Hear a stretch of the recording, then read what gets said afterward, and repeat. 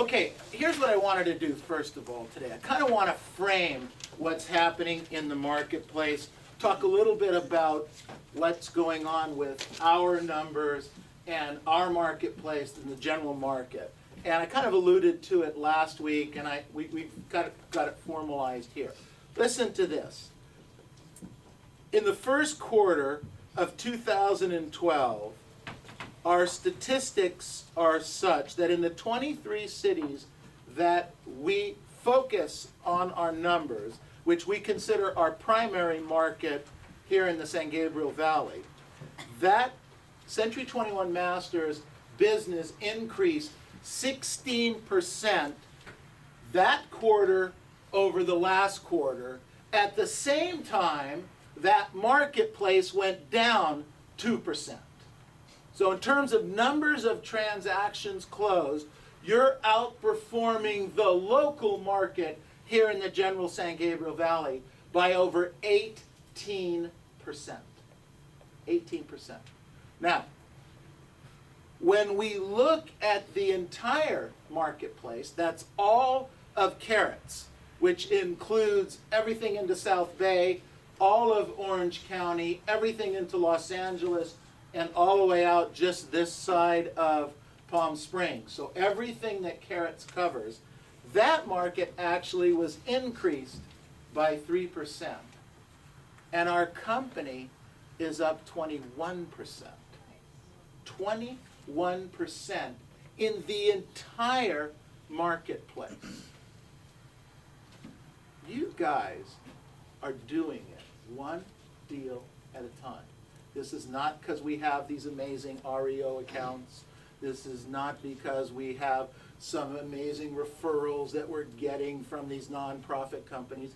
Ladies and gentlemen, this is because you're working, to the degree you're working, the 5-5-10 program and making it happen one deal at a time, one listing at a time, one closing at a time. One deal at a time is structured in such a way that we're outperforming the marketplace. Another couple of stats are that our average sales price is increased by $8,000 per transaction, which is a focus, $8,000 per transaction sales price, correct. That's a focus that we've had as a company that I've wanted you to focus in on. If you're door knocking a $200,000 track over here, what I've asked you all to do is look at the market or the track next door that might be $250,000 or $300,000. Let's just take this scenario. If this track is $200,000 and you went out and door knocked it, did your 5-5-10s in those areas, worked on business there, you would end up with, let's say, 3% of $200,000 is $6,000. If you take my advice and move a little bit to the left or a little bit to the right by choosing a track close, similar market, similar neighborhood, but a little different price point, let's call it $300,000. We went from $200,000 to $300,000. Not that big a deal. That's a $100,000 price point difference per transaction, or $3,000 per deal gross to you, just for that move. Same type of properties, same type of sellers, same type of buyers, same type of financing. Nothing's changed except you moved a little bit in your price point. And that's starting to reflect in our transactions. Your price point is starting to move up, which means that you're getting paid more for each transaction you're doing. Congratulations. That's fantastic. I wrote down here, the market is changing. I promise my job is to let you know when things are changing, when things are happening in the marketplace. And in fact, the market's been changing. We've been talking about this for a few months, but things are really starting to gel together, and I think starting to accelerate. That's good. and it can be bad. But I wrote down here, in order to excel in this new marketplace, we must understand, write this down, listings are, again, the name of the game.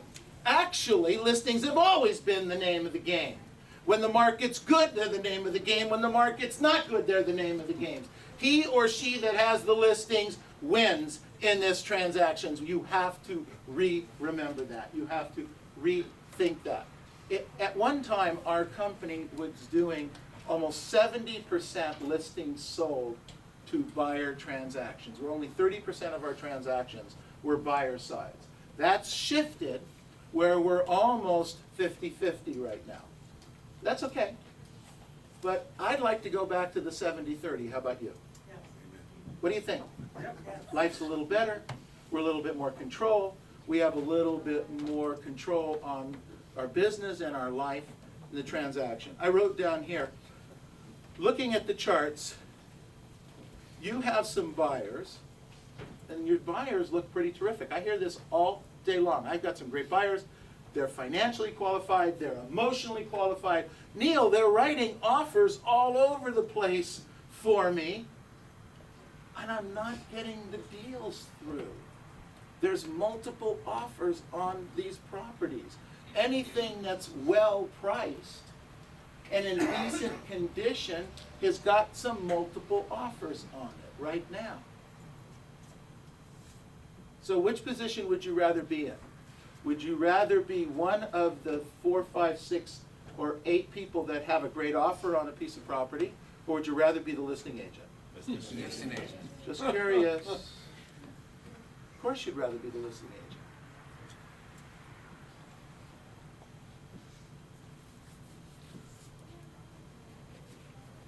So write this down. Well, first, don't write anything. Here's a question. If you have a number of activities that you've lined out to do today, and you get them all done, but you didn't list a house or you didn't sell a house, but you got your entire list of other activities done, door knocking, phone canvassing, working your scripts and dialogues, how do you guys feel about yourself? You feel good or bad? Good. You feel good about yourself, right? Say yes. Yes. You feel darn good about yourself. I wrote down here, the better we feel about ourselves, the more we tend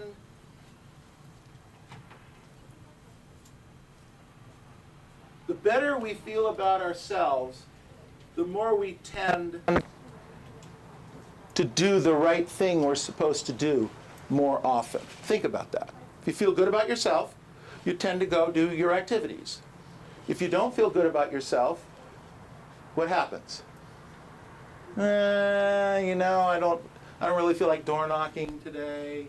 Or if I'm going to door knock, maybe I'll only door knock 8 houses instead of 10. Or maybe I'll only go preview 3 houses instead of the 5.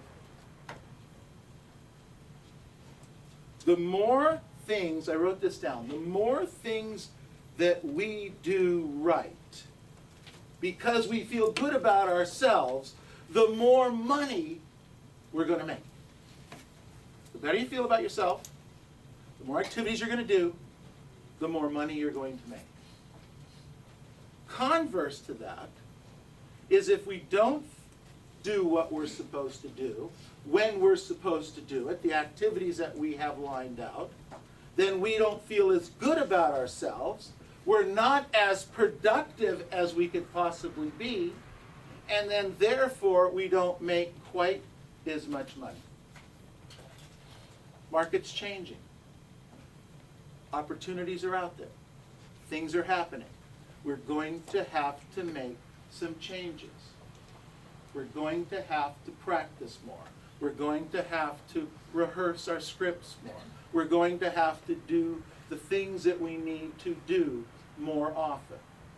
I'm not sure that listings are going to sell for more money over the next 6 months, but because of the way the statistics are going, they're going to sell faster and they're going to sell easier. Get it? Faster, easier. Well, faster, easier equates to some more money. Faster, easier.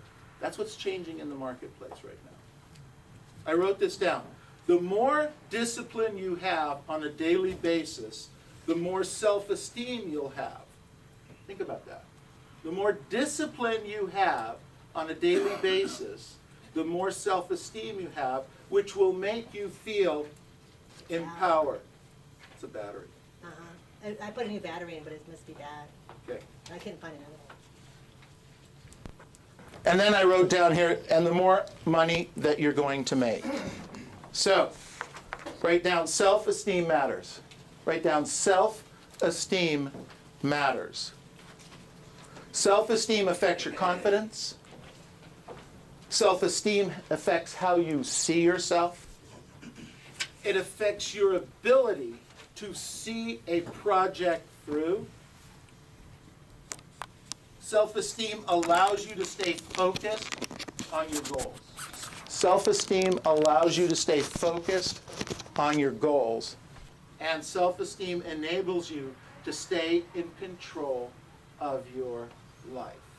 Ladies and gentlemen, when you feel good about yourself, good things tend to happen. When you don't feel good about yourself, the opposite tends to occur, doesn't it? So we want to feel good about ourselves or not feel good about ourselves? Feel good. Feel good, right? So I said that all we have to do is write down the activities and accomplish those activities every day, and we'll have a better day. And we'll feel much better about ourselves. So I wrote down here, consistency is the key to developing your success mindset and self-discipline. Consistency of discipline.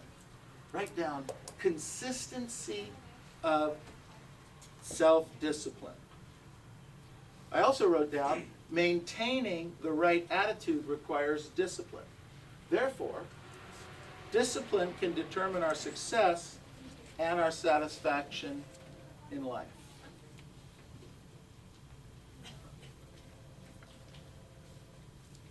I wrote down every act of self-discipline increases your self-esteem. It gives you feeling of personal power and accomplishment.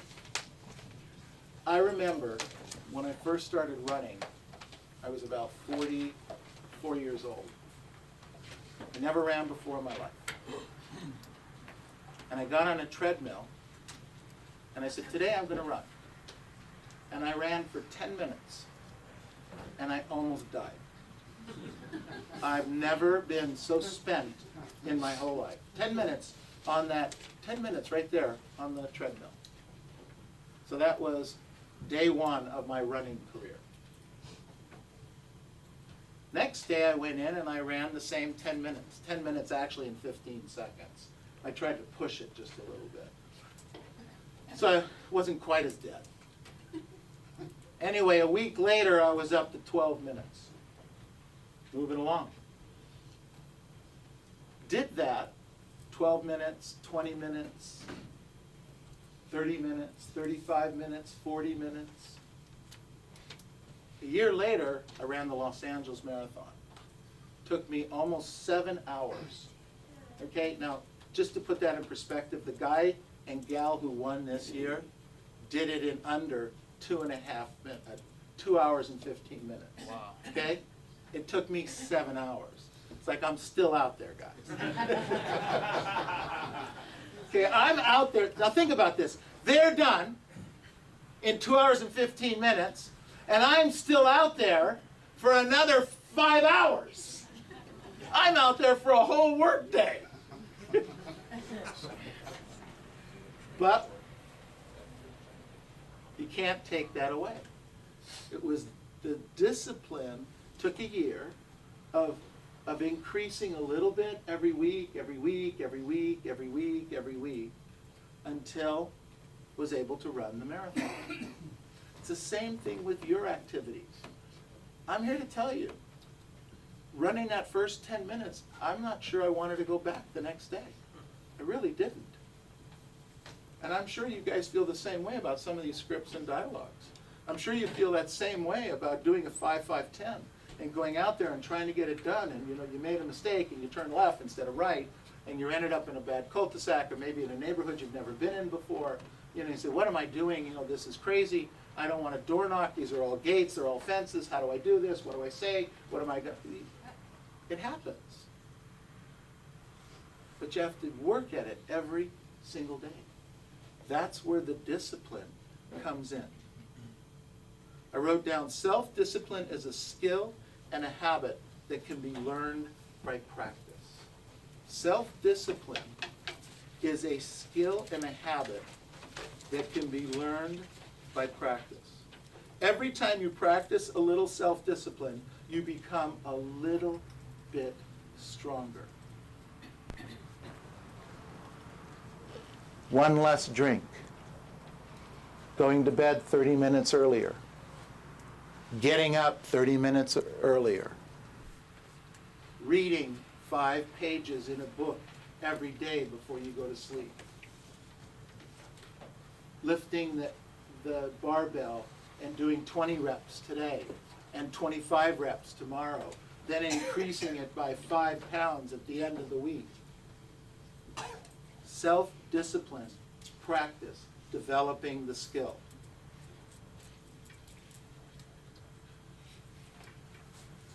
I wrote down here, you replace positive thinking with positive knowing. See, I think I can do it, but now I replace it with, I know I can do it. I'm doing it.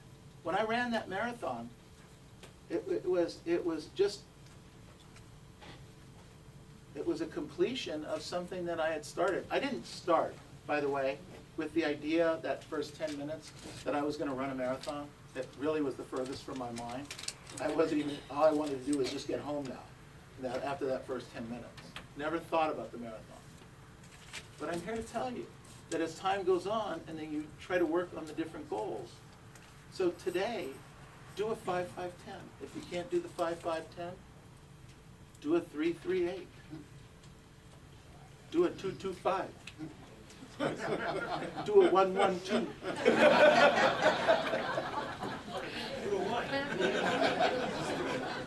Start your car.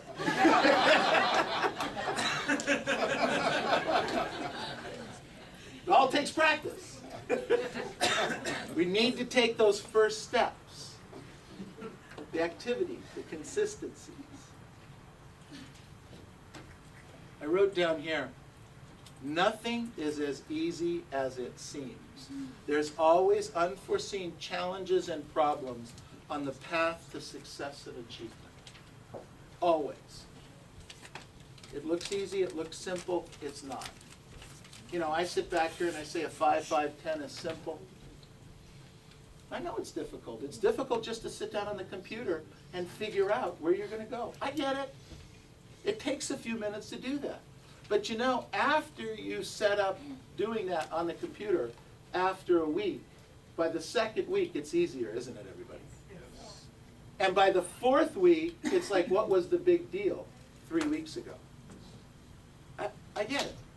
But you have to start someplace. 1-1-2s, okay? 1-1-2s.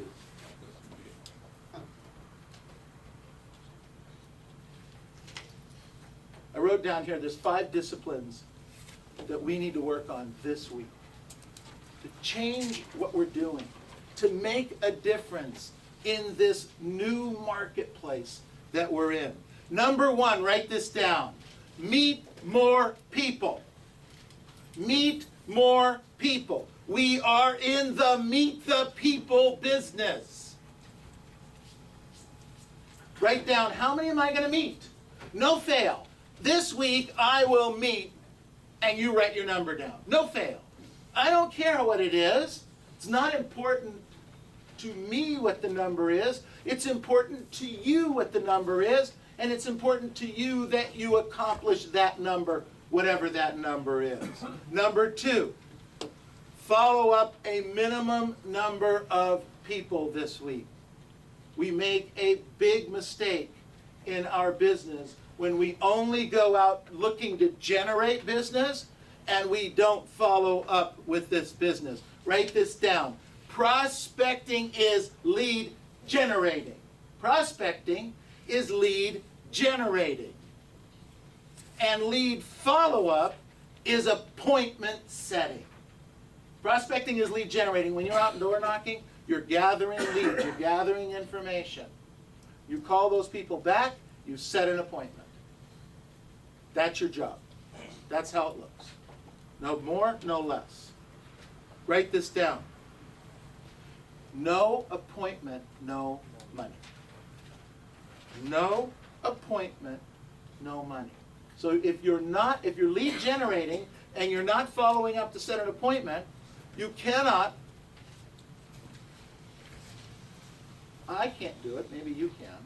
And I've been in this business almost 40 years. I can't figure out how to make money without having an appointment first with somebody to do something.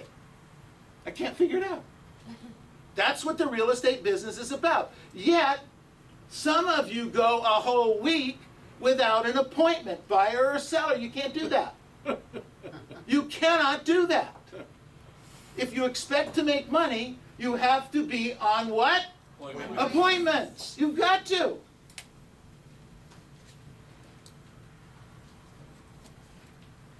Number 3, write down, preview a minimum amount of properties this week. Preview a minimum amount of properties this week. 5-5-10 is my goal for you. Maybe your goal is a 1-1-2. Okay, let's meet in the middle. But get out and make a minimum number of previews this week, and then door knock 10 around each one, or whatever your number is. Then I wrote down here, set a goal, a discipline, to go see a minimum amount expires at the door. At the door. At the door. And then the 5th one is a minimum amount of role play and script classes. Minimum. You are going to role play X number of hours. You are going to write X number of scripts. Some of you are actually doing a terrific job writing scripts, and you're to be applauded. Yeah. But what you're doing is you're doing the script writing, and you're not also doing the script practicing. Okay? So it's not enough only do the writing. You've got to do the practicing. And you've got to do it with a role play partner that is somebody that you can work with, that will work with you. I wrote down here, today matters. Today matters. Right now, today matters. The market is changing. Things are happening. Good things are going on. This is what we've been looking for. This is what we've been waiting for. This is our opportunity. It's our time, and it's now. Now let's go out and make this the best week of discipline and self-esteem that we possibly can. Thank you.